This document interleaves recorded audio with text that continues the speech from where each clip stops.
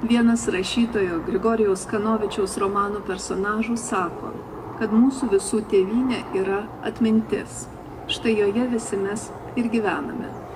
Į klausimą, kaip sugyventi mums paliktoje sukrūvintoje atmintyje, juk šiandieną nebėra tų, kurie tą kraują praliejo, kaip mylėti vienam kitą šitame kruviname šešėlyje. Vienas žinomiausių šiuolaikinių žydų rašytojų atsako nedvejodamas. Nepaisant jokių aplinkybių, žmogus turi mylėti kitą žmogų. Galbūt tuomet žmogus ir išliks žmogumi. Kito vaisto nėra. Tarp neapykantos ir meilės visada reikia pasirinkti pastarąją. One character from a novel by a writer, Grigory Kanovich, claims that the homeland to us all is memory.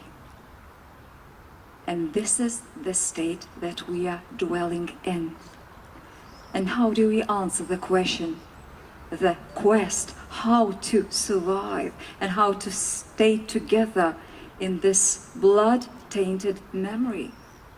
Because today, among us, there's no more people who have shed their blood.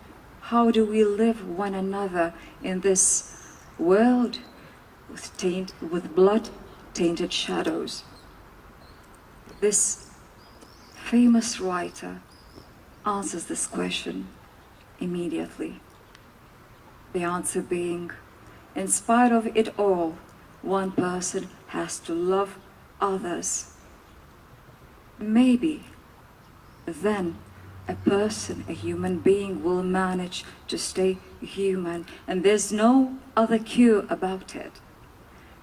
When choosing between hatred and love, we always have to choose love. Esu įsitikinusi, tik tokiu keliu žengdami dar turime galimybę ir atsiteisti su praeitimi ir išvengti kruvinų šešėlių ateityje. I am convinced that this is the only way to go if we want to make amends with our past and avoid tainting our shadow with blood in the future.